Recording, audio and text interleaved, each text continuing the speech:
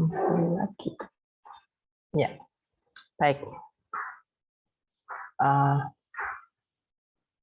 Apa yang telah kita pelajari sebetulnya terkait dengan manajemen, ya, pengelolaan perbekalan farmasi di rumah sakit itu sebetulnya sama saja dengan pengelolaan perbekalan farmasi di manapun, di puskesmas ataupun di apotek, gitu ya. Pada prinsipnya ini kita menggunakan polanya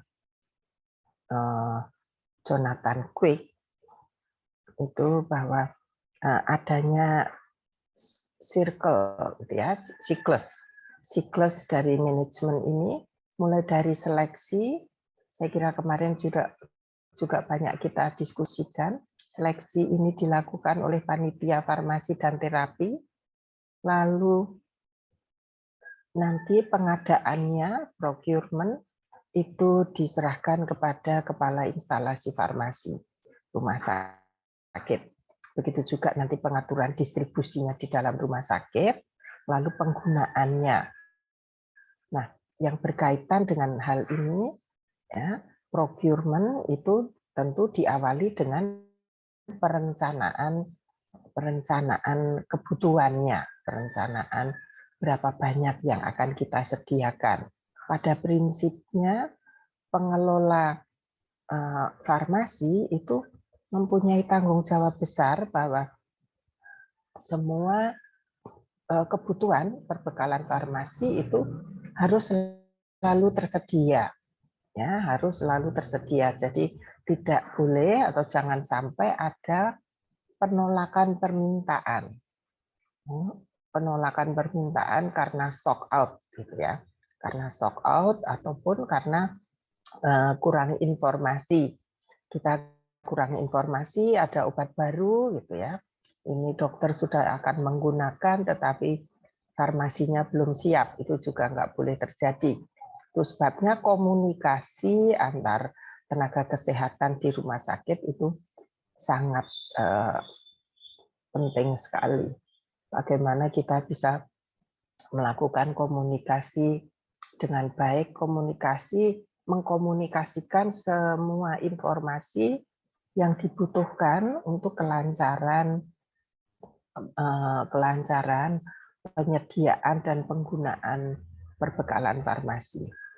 Ya, perbekalan farmasi berarti bukan hanya obat, tetapi juga alat-alat kesehatan. Ya, alat kesehatan habis pakai tentu saja. Tetapi kalau terkait dengan mesin-mesin, misalnya USG atau mesin radiologi, MRI, itu tidak di bawah instalasi farmasi, tetapi itu lebih pada rumah sakit, gitu ya. Nah, lalu distribusi, untuk procurement ini apa yang harus diperhatikan? Bahwa ada metode perencanaan itu berbeda dengan metode pengadaan. Ya, ini yang harus selalu diingat. Nanti kalau ada permasalahan, gitu ya, soal misalnya ujian, nanti perhatikan yang ditanyakan itu metode perencanaan atau metode pengadaan, karena itu dua hal yang berbeda. Perencanaan di sana ada metode morbidity, ada metode konsumsi, ada kombinasi, ada proxy consumption, ada lalu nanti bagaimana kita mengadjust, gitu ya, setiap metode itu sesuai dengan kenyataan di lapangan. Nah, ini butuh pengalaman, gitu. Sebabnya kalian nanti pada saat praktek kerja itu hendaknya juga memperhatikan apa yang mereka metode apa yang digunakan di tempat praktek kerja itu. Lalu kalau ada permasalahan, bagaimana pengatasannya? Pengatasan dalam permasalahan yang dihadapi itu merupakan pelajaran yang sangat penting bagi kalian. Jadi jangan kembali ke teori lagi, tetapi bahwa di lapangan itu situasinya seperti apa. penyelesaian masalahnya bagaimana ya.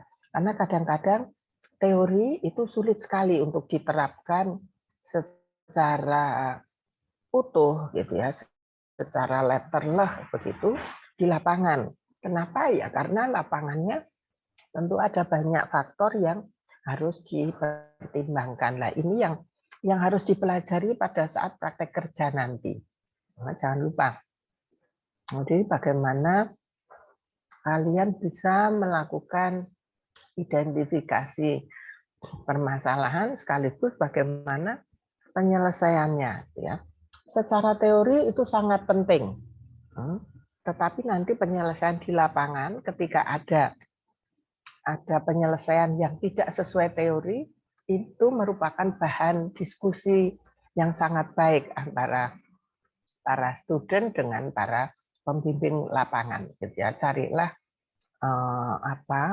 alasan-alasan yang tentu saja alasan itu juga harus logis, gitu ya, harus rasional. Nah itu harus kalian dapatkan apa yang menjadi alasan mengapa penyelesaian permasalahan seperti yang mereka lakukan. Nah, kemudian untuk pengadaan itu ada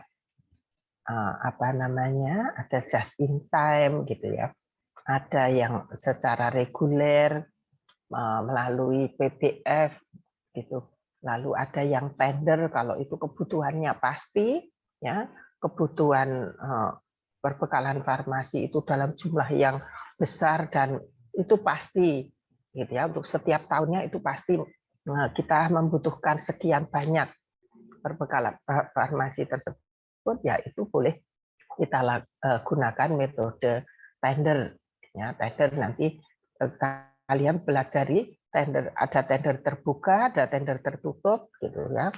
Nah, untuk pengadaan ini karena penting, saking pentingnya gitu ya, sangat penting di dalam tugas di antara tugas-tugas yang lain, dan begitu banyak hal yang harus diperhatikan, yang harus dipenuhi kriteria-kriteria atau persyaratannya, maka untuk pengadaan ini sekarang untuk di rumah sakit pemerintah itu tidak diserahkan kepada kepala instalasi farmasi, tetapi ada tim khusus pengadaan, dan siapa yang diberi kewenangan untuk melakukan pengadaan ini adalah mereka yang sudah tersertifikasi. Jadi harus ada sertifikasi tentang pengadaan ini sendiri, gitu ya. Ada sertifikasinya.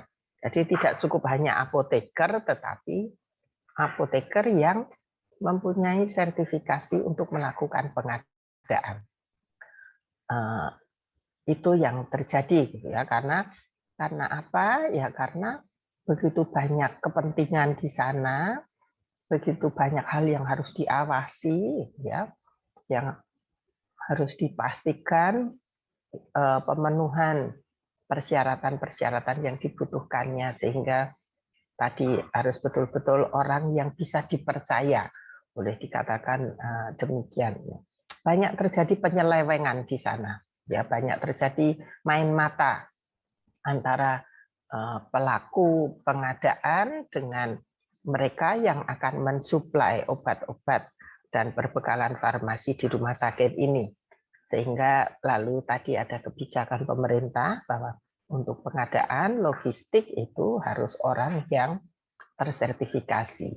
Gitu. Kemudian distribusi, nah masalah distribusi ini juga ada desentralisasi, ada sentralisasi gitu. Ya, kemarin juga sudah kita diskusikan, kita coba juga permasalahannya desentralisasi. Ketika apa sih yang dimaksud dengan desentralisasi? Desentralisasi adalah kita mendekatkan perbekalan farmasi atau barang-barang komoditi kita dekatkan sedekat mungkin ke user, ya, sehingga supaya apa? Ya tujuannya tentu supaya lancar. Tetapi sekali lagi di rumah sakit itu tidak sesederhana kalau di di tempat lain begitu ya, untuk distribusi barang-barang lain, barang-barang selain farmasi. Tidak sesederhana itu, karena farmasi ini adalah komoditi untuk kesehatan, ya tentu terkait dengan banyak hal, banyak faktor gitu ya.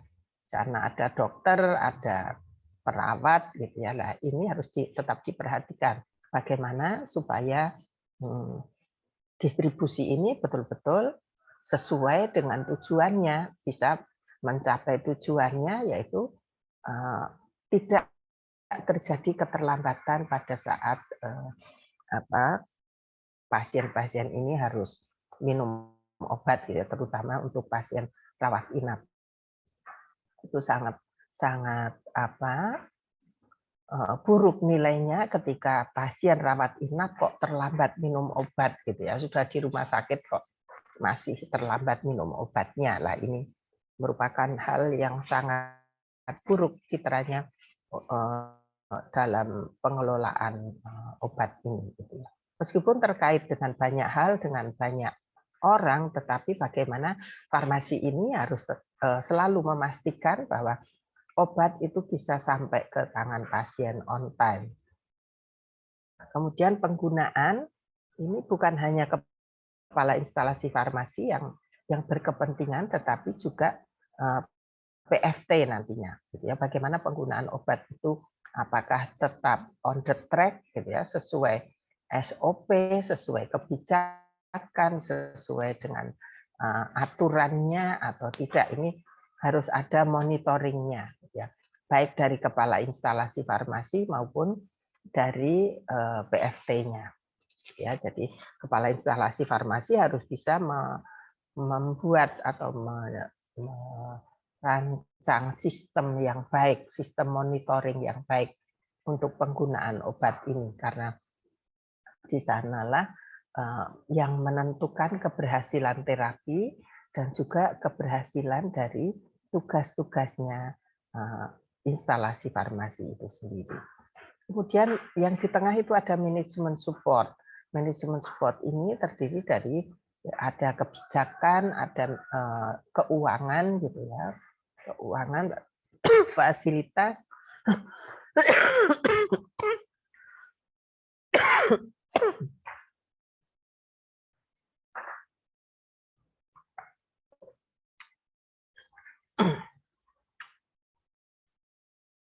semua yang bisa mendukung untuk kelancaran perputaran, kelancaran siklus pengelolaan obat tersebut. Ya, ada.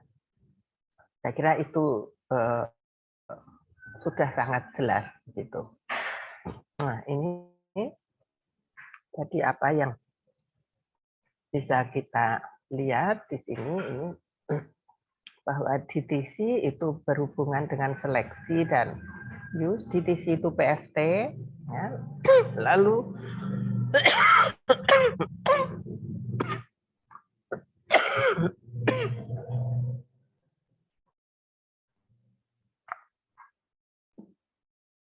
instalasi farmasi bukan procurement. Instalasi farmasi itu berhubungan dengan atau lebih banyak terlibat di dalam procurement dan distribution-nya, ya. Saya kira ini juga ini aktivitas dan fungsi dari masing-masing departemen itu. Lalu apa saja yang perlu perlu diperhatikan, dan bagaimana nanti kalau kalian misalnya dapat kesempatan untuk tugas di DTC, itu apa saja yang perlu diperhatikan. Lalu kalau di instalasi farmasi itu banyak sekali bagian-bagiannya, ada di pelayanan, ada di pengadaan gitu, lalu ada di penyimpanan, pendistribusian, ya, dan itu bisa saja di banyak tempat, ya. Cuma nanti yang harus diperhatikan bahwa harus bertanggung jawab kepada siapa? Itu yang kalian harus perhatikan ketika pertama kali mendapatkan pekerjaan, cermati struktur organisasinya. Nah, siapa yang menjadi atasan kita, lalu siapa yang menjadi kolega kita yang sejajar, lalu siapa yang ditugasi untuk membantu kita, ya, staf-staf yang menjadi tanggung jawab kita, siapa saja, itu juga perlu kita perhatikan. Kemudian saya kira ini terkait dengan akreditasi, nanti bisa dibaca sendiri. Nah, untuk farmasi klinis, di rumah sakit itu patient safety tentu sudah dilakukan. Ya. Ketika kita melakukan dispensing, itu yang pertama kita lakukan adalah screening resep. Nah, screening resep itu untuk memastikan apakah resep itu legal, ya, legalitasnya resep tersebut. Lalu apakah ada permasalahan secara farmaseutis atau secara klinis, ya. Ini kita kerjakan dalam rangka apa? Dalam rangka patient safety, ya. Jadi jangan sampai keliru nanti. Patient safety itu pasti sudah dilakukan. Hanya kadang-kadang yang perlu kita cermati itu untuk poin-poin tertentu, pelayanan tertentu, itu ada hal yang nggak jalan, gitu. Ya. Seperti misalnya pada dispensing itu, patient safety-nya tadi yang di awal sudah ada screening resep, lalu nanti di tengah proses itu adalah proses penyiapan obatnya. Ini juga ada program patient safety-nya, mestinya, gitu ya.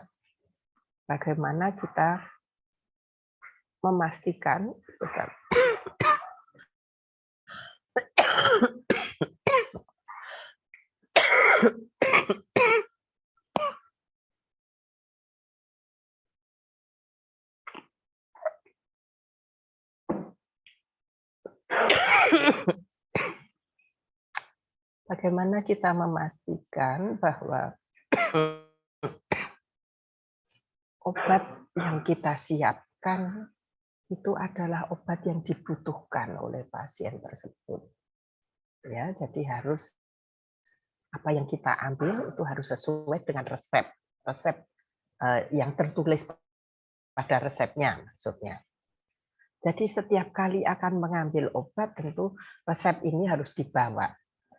Dibutuhkan apa? Misalnya amoksisilin 500 mg 15 kapsul. Nah, amoksisilin ini kita pergi ke tempat amoksisilin, kita baca obat yang akan kita ambil.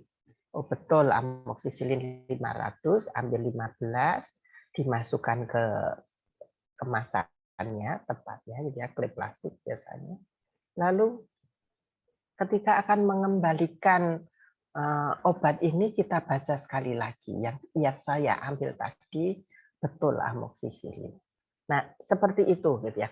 Kelihatannya wah kok ribet benar gitu ya, tetapi memang itu yang harus kita lakukan.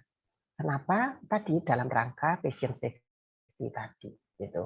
Jadi kita pastikan bahwa yang kita sediakan itu obat yang sesuai dengan yang tertulis pada resep dokter. Nah, lalu nanti masih ada pos untuk pemeriksaan ulang, gitu ya. Ada petugas yang memastikan bahwa obat yang dimasukkan ke dalam kemasan, dalam klip plastik itu adalah obat yang sesuai dengan resep dokter.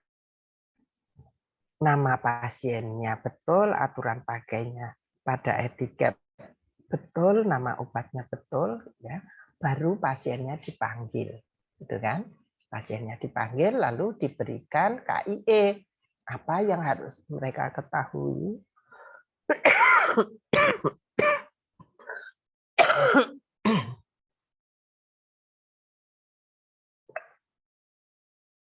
dan seterusnya. Itu semua dalam rangka patient safety ini. Tujuan dari patient safety ini juga disebutkan bahwa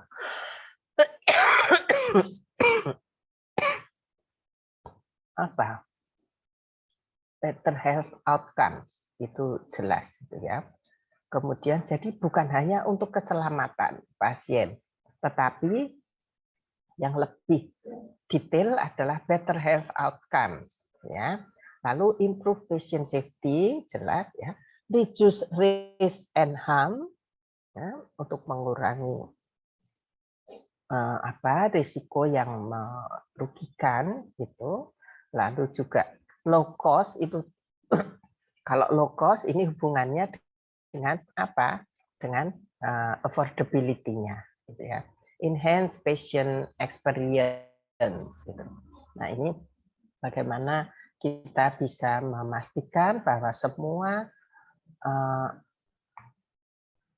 yang kita lakukan itu betul-betul mendukung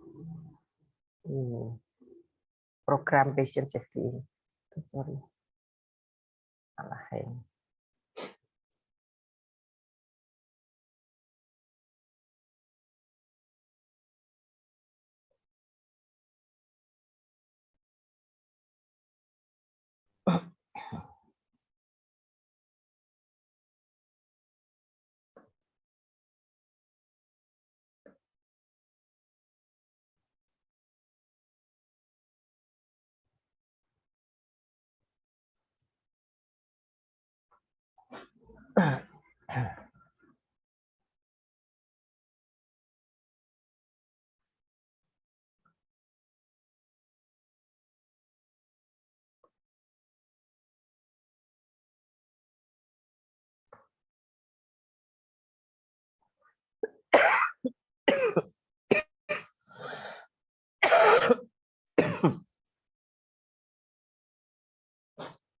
Nah, mungkin kita lanjut ke ini saja.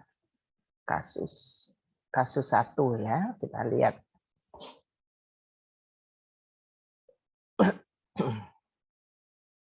Kok kembali ke sini? Ya.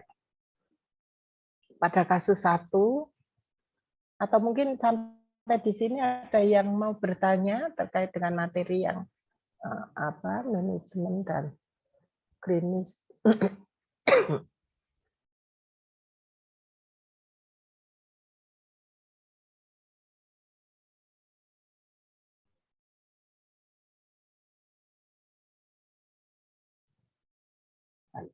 Halo. Dari saya belum ada, Bu. Sepertinya belum ada, Bu. Baik. Ini ya, untuk kasus 1 coba kita perhatikan kemarin kasusnya manajemen ya. Berikan data yang harus disiapkan apoteker sebagai bahan pertimbangan ya pada rapat PFT itu. Kan ada rapat PFT, ada pengajuan obat baru, gitu ya, ada yang diterima, ada yang ditolak begitu. Nah, apa yang harus kita persiapkan ketika akan rapat PFT? Tentu semua informasi, semua data terkait dengan obat yang diajukan, gitu ya, terkait dengan obat-obat yang diajukan. Lalu nanti bagaimana kita mempertimbangkan bahwa obat yang diajukan tersebut akan kita setujui atau kita tolak, gitu ya. Sekretaris PFTE itu kan apoteker, itu motornya organisasi.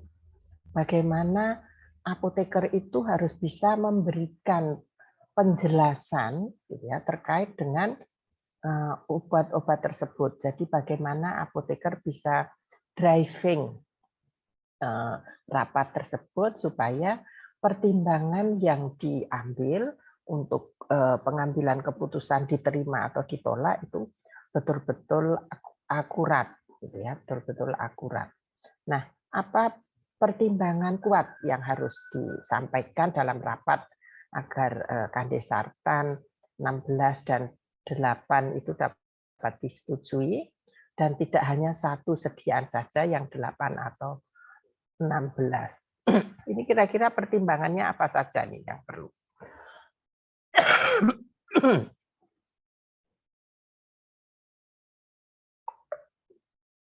Nah, kemarin kita diskusikan, ada pemaparan bahwa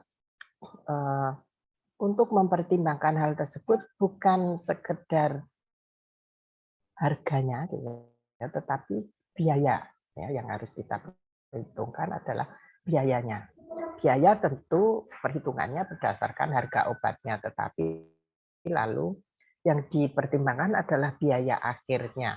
Karena nanti di rumah sakit bukan hanya tablet, tetapi juga nanti ada obat-obat, terutama obat-obat yang memerlukan memerlukan alat bantu, itu tentu biayanya kan bukan hanya berdasarkan harga obatnya, tetapi juga harga alat bantunya. Itu harus diperhitungkan. Lalu kalau obat itu tanpa alat bantu, misalnya oral, itu pun biaya yang tetap yang harus kita perhitungkan, yaitu biaya pengobatan, penggunaan obat tersebut berdasarkan satu periode pengobatan. Jadi bukan hanya berdasarkan satu tablet atau 2 tablet, tetapi bahwa satu periode itu berapa banyak obat yang dibutuhkan. Nah, kalau apa keuntungannya kalau dua-duanya ada, apa kekurangannya kalau hanya salah satu? Coba kita lihat, kalau yang dibutuhkan adalah 8 mg, padahal yang 8 tidak disetujui, yang disetujui hanya 16, Candesartan 16 mg tidak mungkin dibelah, dibagi 2. Jadi pasien tidak mungkin kita akan memberikan kepada pasien itu setengah tablet Candesartan. Gitu ya. Nah, kenapa kok nggak bisa dibelah? Nah, ini alasan secara farmakologisnya juga harus kita berikan. Ya, kenapa kok nggak bisa dibelah?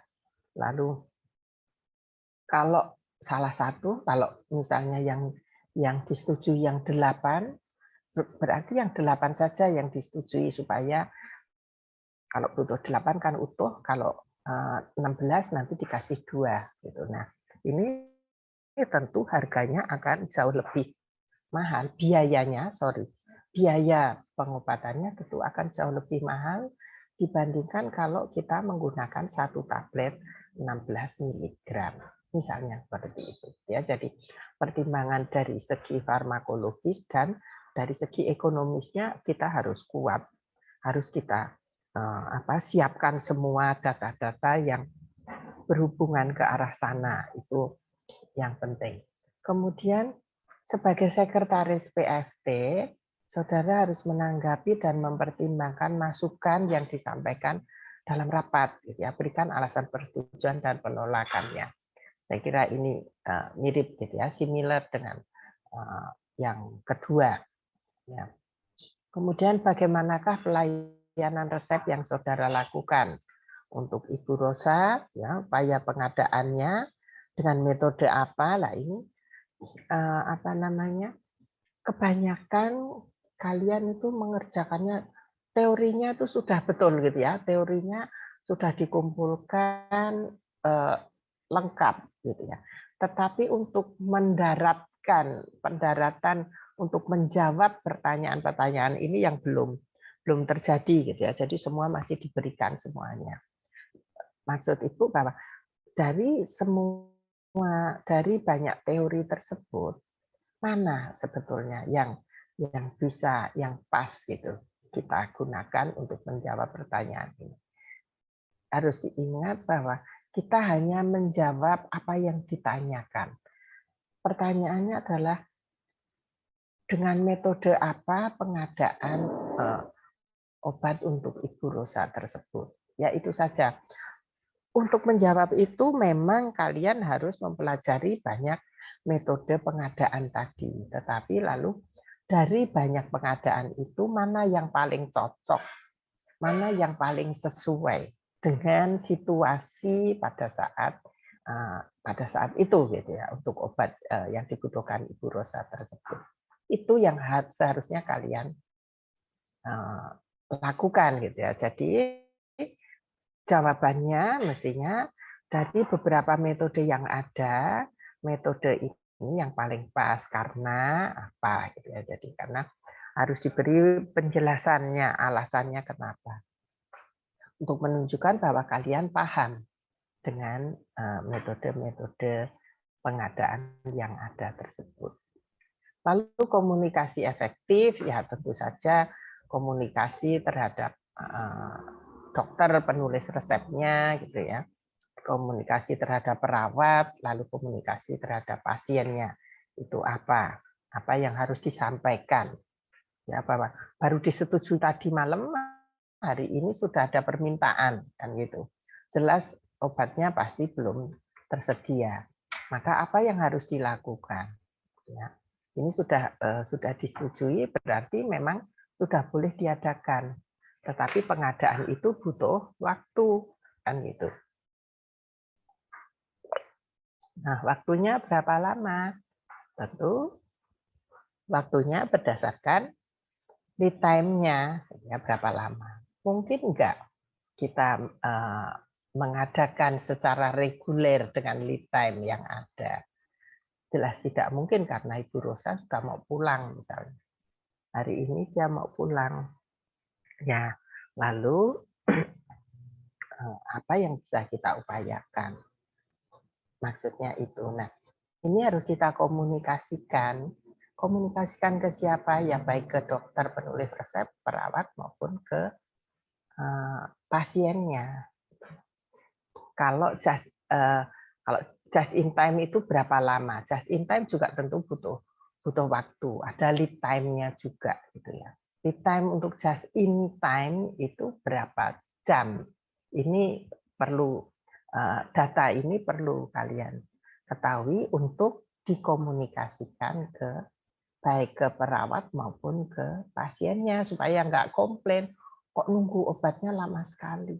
Jadi disampaikan bahwa obatnya belum pernah tersedia, baru disetujui tadi malam, sehingga pagi ini baru diupayakan datangnya sekian jam lagi.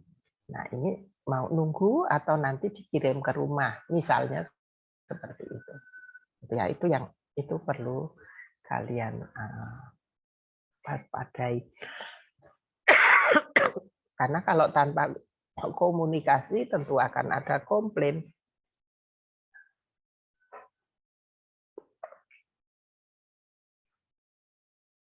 Nah, pada saat penggalian data dan informasi itu mestinya bisa lebih terarah begini. Ibu nggak tahu ketika apa ya, kalau nggak salah ada kelas untuk PBL ya, penjelasan tentang PBL dari Pak Yosef mestinya.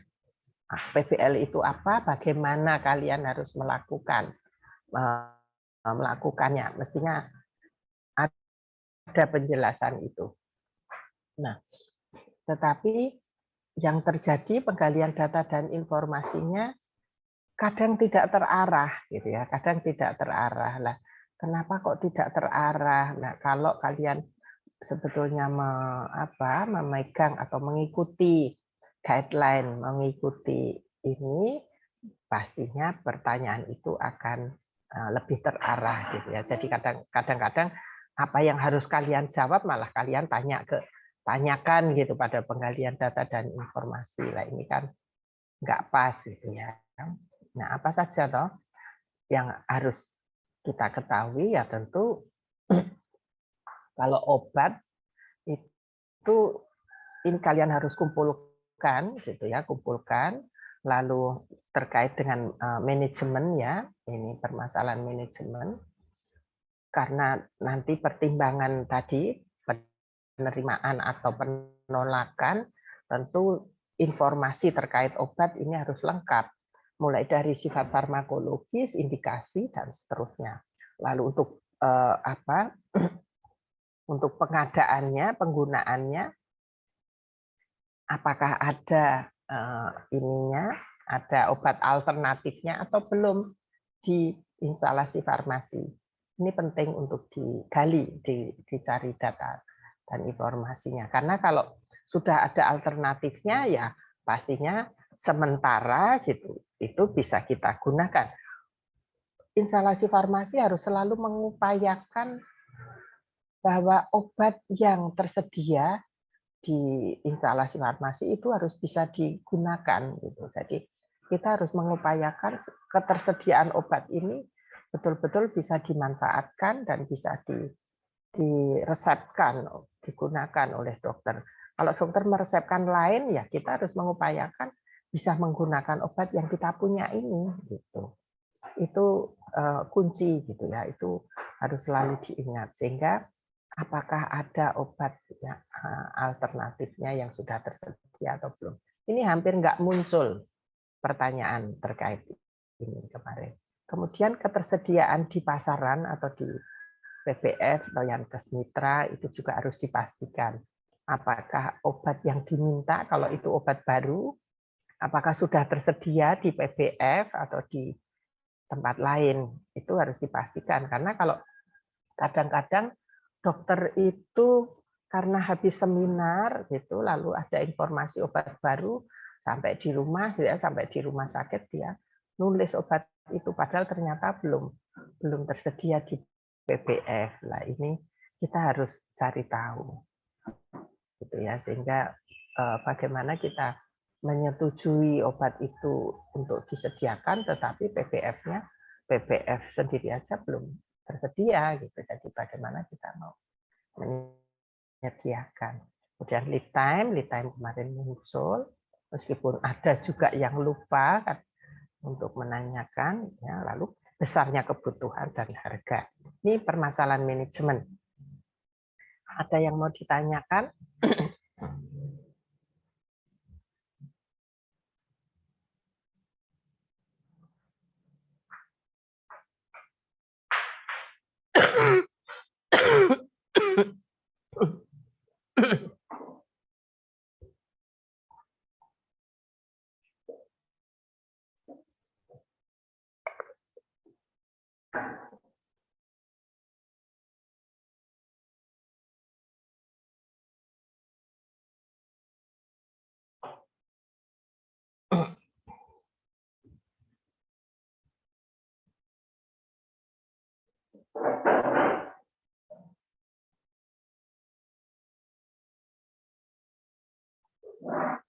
Kita lanjut ke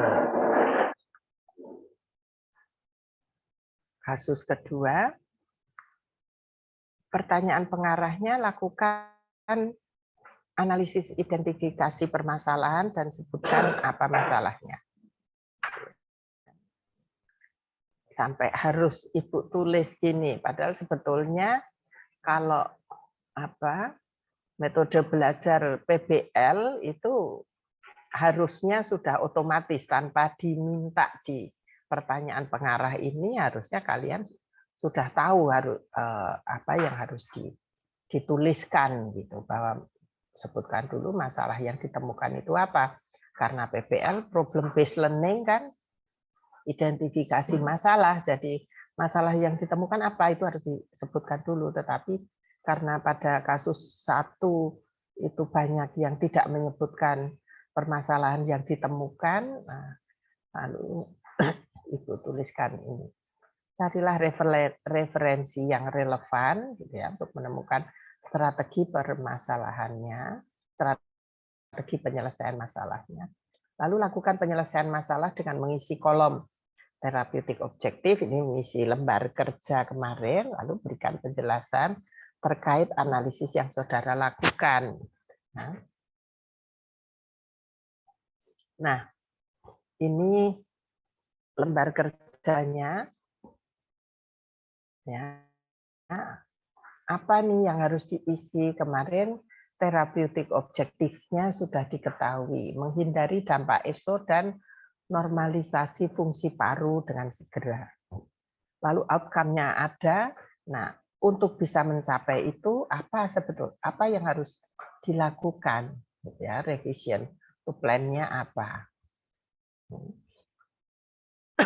Itu yang harus dilakukan. Jadi intinya untuk memastikan beta blocker tidak diberikan lagi. Kenapa? Karena keluhan pasien itu menunjukkan bahwa ini outcome-nya bahwa efek samping obat terkonfirmasi, artinya bahwa keluhan yang disampaikan oleh pasien itu sudah pasti gitu ya, sudah jelas itu karena efek samping obat, sehingga obat yang mempunyai efek samping itu yang harus segera dihentikan, mestinya kan itu. Lalu yang kedua, ini apa yang harus dilakukan? Ya, terapeutik objektifnya normalisasi fungsi paru dan stop obat yang tidak perlu. Lalu reversibility tesnya sudah terkonfirmasi, artinya bahwa ketika obat itu dihentikan, maka keluhan itu sudah menghilang, itu kan. Nah, sehingga normal peak flow-nya tanpa ada perbaikan pada PEFF-nya setelah penggunaan salbutamol. Nah, lalu apa yang harus dilakukan ya? Berarti sebetulnya pasien itu tidak mengalami, bukan penyakit asma, gitu ya. Tetapi apa yang dia lakukan adalah karena apa yang dia rasakan, yang dia keluhkan itu akibat dari efek samping obat. Dan ketika obat dihentikan sudah menjadi normal kembali.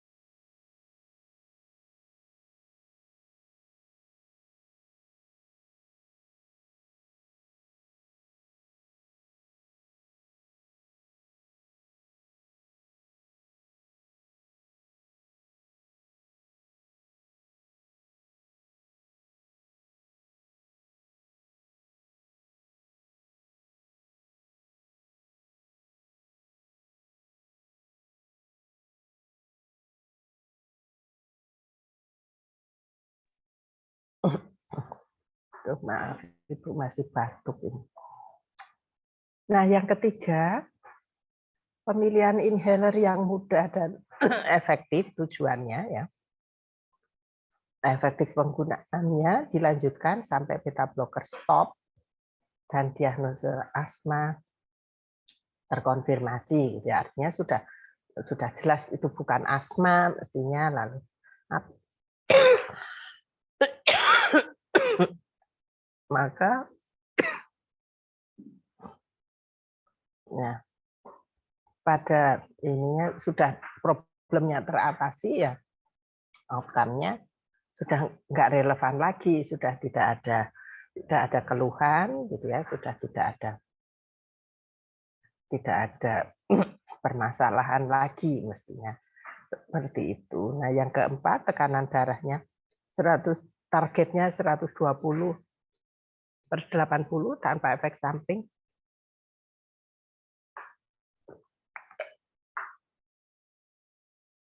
Dalam 3 bulan. Nah, ini kenyataan. Lalu action plan-nya ditambah menambah antihipertensi gitu ya, karena tensinya kan tinggi tadi 120 per berapa tadi 170, lalu 170 per, di dalam kasus itu 170/100 kalau nggak salah, lalu atau 110 gitu ya. Nah, ini tentu targetnya adalah tensi yang normal gitu. Maka harus diturunkan, lalu apa yang dilakukan adalah mengusulkan tambahan amlodipin dan konseling gitu ya, konseling untuk perubahan perilakunya. Lalu cek tekanan darahnya setiap 4 minggu sekali. Ini yang diusulkan. Maka outcome-nya yang diharapkan apa? Ya, outcome-nya tentu terjadi penurunan. Ini masalah angka ini relatif saja, boleh berapa saja, tetapi yang jelas di sini outcome-nya tentu harus ada penurunan. Ya, harus ada penurunan tekanan darahnya dari 170/110 menjadi berapa nih? 145/90 boleh, atau menjadi 160/90 misalnya. Itu boleh saja, angkanya ini relatif. Yang penting ada penurunan, gitu ya. Lalu ketaatan pasien juga harus terkonfirmasi, harus dipastikan bahwa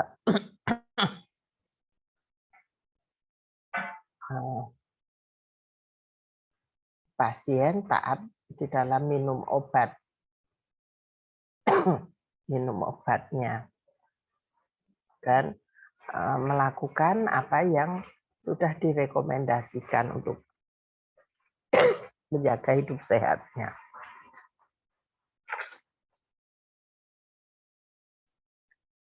Ada yang mau ditanyakan?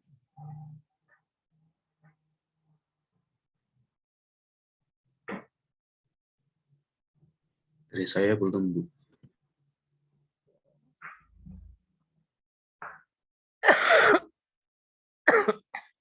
Kok macet-macet aja.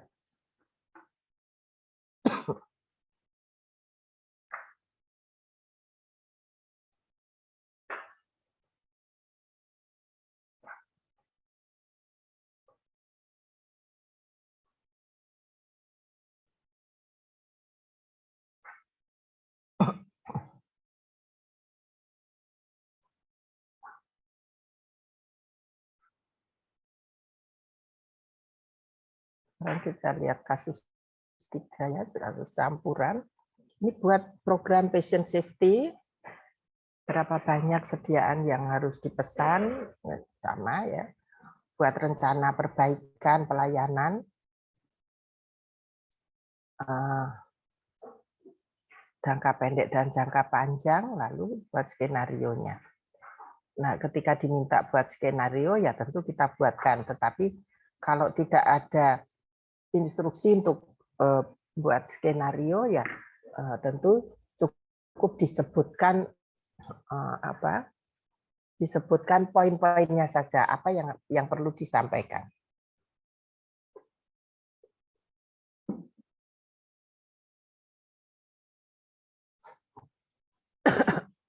Nah, informasi yang perlu digali pada kasus 3 ini, ya, pasien itu kan ada riwayat stroke, ada riwayat stroke, ada riwayat penggunaan tromboaspilat. Nah, kasusnya adalah pasien harus apa? Pasien mengalami atau pasien menjalani operasi. Nah, apa yang harus diperhatikan pada saat pasien itu harus dilakukan tindakan operasi padahal dia minum tromboaspilat. Nah, kita harus ingat, tromboaspilat itu obat untuk apa? Kemarin juga Ibu tanyakan kan. Oh, dia antiplatelet. Kalau antiplatelet itu berarti kan apa? Atau dengan bahasa awamnya dia mengencerkan darah. Supaya apa? Karena memang supaya aliran darahnya itu lancar gitu ya, karena dia pernah mengalami stroke. Stroke itu kan akibat dari terjadinya sumbatan pada pembuluh darah. Nah, supaya tidak terjadi macet lagi, maka darah itu harus lebih diencerkan gitu ya, supaya tidak terjadi plak-plak yang bisa menyumbat pembuluh darah. Tetapi harus diingat ketika pasien ini harus menjalani operasi, maka tromboaspilat ini harus dihentikan. Ya, kenapa? Karena kalau tidak darahnya itu dia sangat encer, maka luka sedikit saja perdarahan hebat akan terjadi. Nah, ini yang nggak boleh terjadi. Ini yang kalian harus tahu. Ya, kalian yang harus pahami gitu ya situasi seperti ini. Maka pada kasus itu mestinya kalian gali data dan informasinya, bagaimana penggunaan tromboaspilatnya gitu ya. Apakah ketika dia operasi obat itu masih diminum atau tidak gitu ya. Nah, di sini tentu pada kasusnya juga sudah tidak gitu ya, sudah tidak diberikan, dia sudah di stop oleh dokter berapa hari? 4 hari sebelum operasi, minimal itu 4 hari sebelum dilakukan tindakan, tromboaspilat harus dihentikan supaya darahnya menjadi normal kembali, tidak lebih encer seperti itu kalau dia minum tromboaspilat. Ini yang kalian harus pahami. Lalu setelah selesai operasi kapan dia harus ini? Nah, di dalam kasus kan tidak disebutkan tuh pada waktu pulang 10 hari setelah operasi ya, setelah pulang itu di rumah apa yang dia minum nggak ada tromboaspilatnya. Nah, ini kalian harus tanyakan mestinya. Bagaimana dengan tromboaspilatnya? Karena apa? Karena tromboaspilat ini kan menjadi obat rutin yang harus diminum oleh seseorang yang pernah mengalami stroke. Ini kalian yang harus tahu. Nah, jadi memang ya belajar farmasi tidak hanya apa yang tertulis di situ itu yang kita pelajari, enggak. Implikasinya bisa panjang, bisa banyak, bisa melebar kemana-mana. Gitu. Nah ini yang kalian harus selalu siap gitu, selalu kritis karena kalian apoteker itu urusannya dengan obat sehingga apapun yang kalian baca yang terkait ada obatnya itu harus betul-betul didapatkan informasi yang selengkap mungkin. Ya.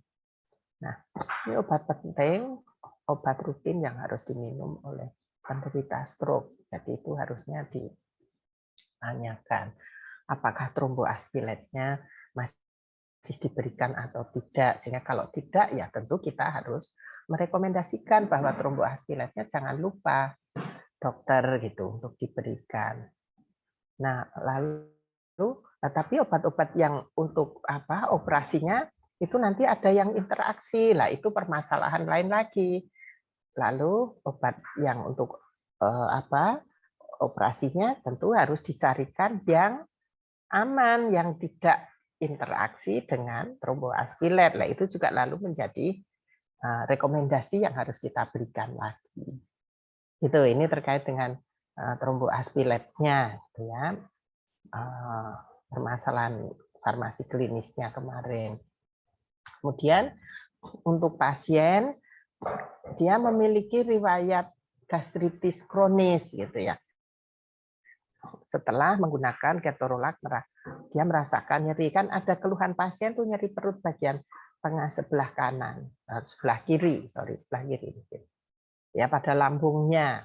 Tapi ini kemarin ada beberapa yang sudah menemukan permasalahannya ya bahwa gastritisnya kemungkinan disebabkan karena ketorolacnya.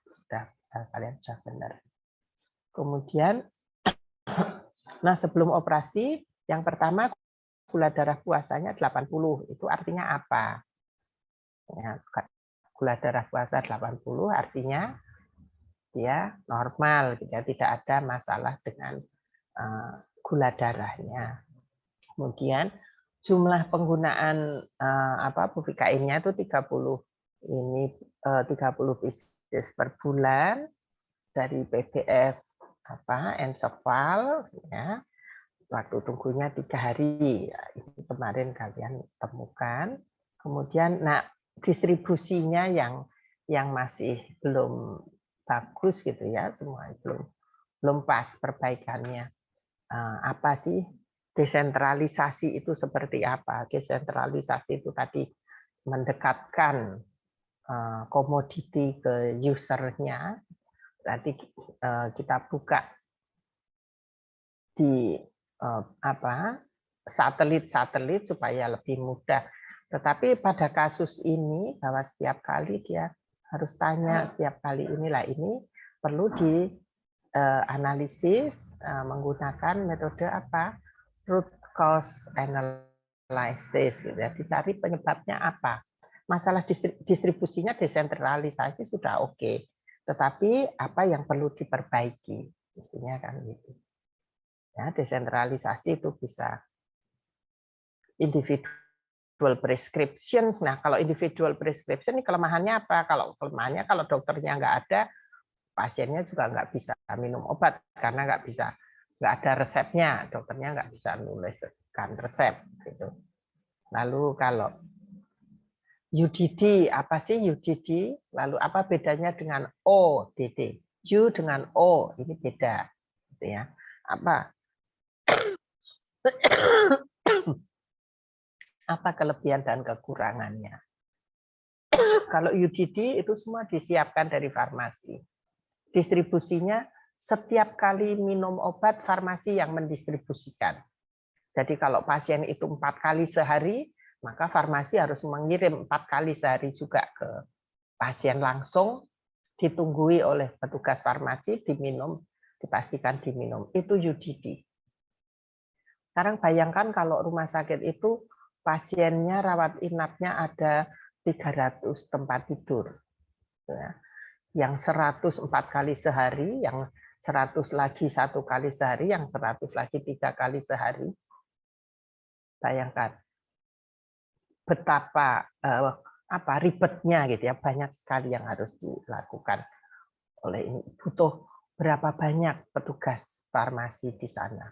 Yang itu nggak mungkin akan dipenuhi oleh rumah sakit. Ya, maka ada ada inovasi ODD. ODD itu one daily dose. Sehingga farmasi menyiapkan untuk kebutuhan 1 hari per pasien. Jadi penyerahannya hanya 1 kali sehari, lalu yang menyerah ke perawat, nanti oleh perawat diserahkan sesuai dengan aturan pakainya. Jadi kalau satu ruang rawat inap itu ada 15 pasien, yang 5 3 kali sehari, yang 5 4 kali sehari, yang 5 lagi 2 kali sehari. Itu farmasi menyiapkan sesuai dengan aturannya. Jadi misalnya Bapak Ibu Dila 4 kali sehari, ya farmasi menyiapkan 4 kapsul gitu ya, untuk pagi 1, siang gitu ya, 1, sore 1, malam 1. Tetapi lalu dikemas lagi, diserahkan ke perawat, nanti perawat yang memberikan tiap pagi, siang, sore. Setiap hari farmasi menyerahkan 4 begitu. Pelaksanaannya seperti itu. Itu lebih efisien gitu ya, lebih efisien di dalam tenaga dan di dalam peralatannya juga. Ini masalah distribusi. Kemudian safety stock-nya mesti kemarin belinya 10%, tetapi kalian nggak tanya lalu memutuskan sendiri 20%, gitu ya. Ya sudah, nggak apa-apa. Yang penting perhitungannya betul gitu. Berapa banyak yang harus dipesan itu ya tentu memperhitungkan lead time, memperhitungkan safety stock gitu ya, memperhitungkan jumlah kebutuhannya dan sebagainya. Untuk permasalahan manajemennya seperti itu. Oke, ada pertanyaan?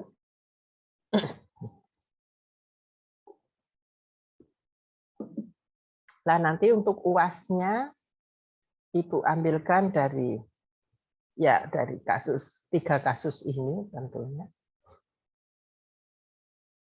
Ya, CBT seperti biasa, checkpoint, multiple choice. Saya kira begitu. Kalau nggak ada pertanyaan, terima kasih. Ibu akhiri. Siap, silakan. Bu, izin tanya terkait yang lembar kerja kasus 2. untuk yang nomor 2 itu revision to plan-nya itu coret diagnosis asma pada riwayat sakit pasien. Izin bertanya Bu, untuk pertimbangan mencoret diagnosis asma itu apa aja ya Bu, dan apakah itu juga tetap harus dari keputusan dokter Bu? Terima kasih Bu. Aduh, maaf. Pertanyaannya gimana untuk coret asma? Pertimbangannya seperti apa aja, dan apakah itu juga berarti menunggu keputusan dari dokter? Iya. Bentar ya, Ibu batuk.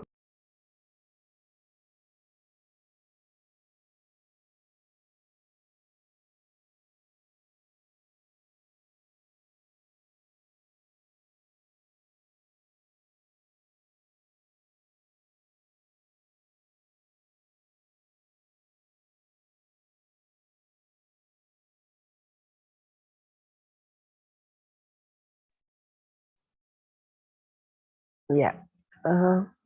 Bagus pertanyaannya, terima kasih. Jadi coret diagnosis asma gitu ya. Itu maksudnya bahwa sebetulnya pasien tersebut tidak menderita asma gitu ya. Bukan penderita asma. Apa yang dia keluhkan itu disebabkan karena efek samping obat, dan itu sudah terbukti ketika obat dihentikan, keluhannya juga sudah tidak ada. Nah, coret diagnosis asma tentu sifatnya kita sebagai apoteker sifatnya adalah memberikan usulan, ya, usulan kepada dokter bahwa dokter dengan berdasarkan data yang ada, keluhannya ini disebabkan karena terjadi munculnya efek samping dari obat ini, dan obat ini dihentikan, maka sebetulnya pasien tidak membutuhkan obat asma lagi. Ini komunikasinya ke dokter. Itu sebagai secara singkatnya, secara mudahnya saja pada lembar kerja seperti itu gitu ya. Tetapi bagaimana kita mengkomunikasikan lembar kerja tersebut itu juga merupakan hal yang penting. Bagus pertanyaannya. Jelas, Vista? Jelas Bu, baik, terima kasih Bu. Ada lagi mungkin?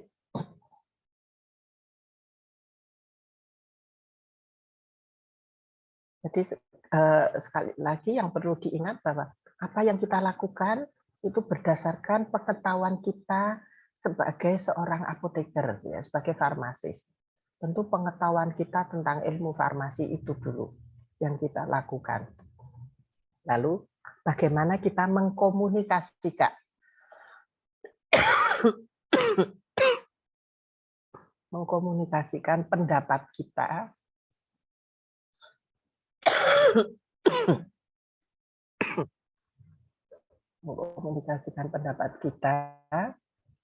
sesuai dengan pengetahuan kita kepada tadi kolega-kolega yang ada di rumah sakit, ke dokter, ke perawat, ke pasien. Itu sebetulnya inti dari pekerjaan pelayanan kefarmasian di rumah sakit itu seperti itu. Itu sebetulnya, itu sebabnya kalian harus perkuat betul pengetahuanmu terkait dengan obat-obatan itu. Jangan sampai ada yang kelewatan informasinya. Gitu ya. Siapkan saja link-link yang mudah kalian gunakan untuk mengakses sumber informasi penting dari obat-obat yang ada di situ. Itu modalnya itu. Jadi begitu ada permasalahan, lalu tinggal klik link itu, keluar informasinya.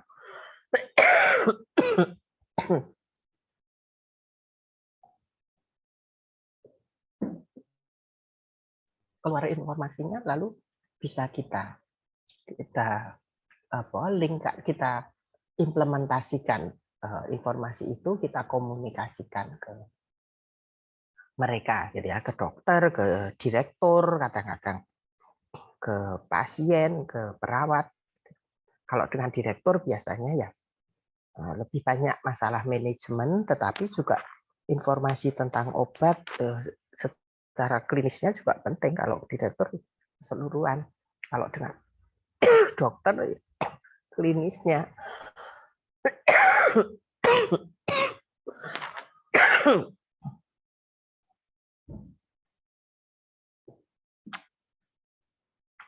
Gitu ya. Terima kasih. Maaf ini Ibu batuk terus. Kita akhiri saja. Nanti pertanyaan boleh lewat WA. Terima kasih. Baik, terima kasih.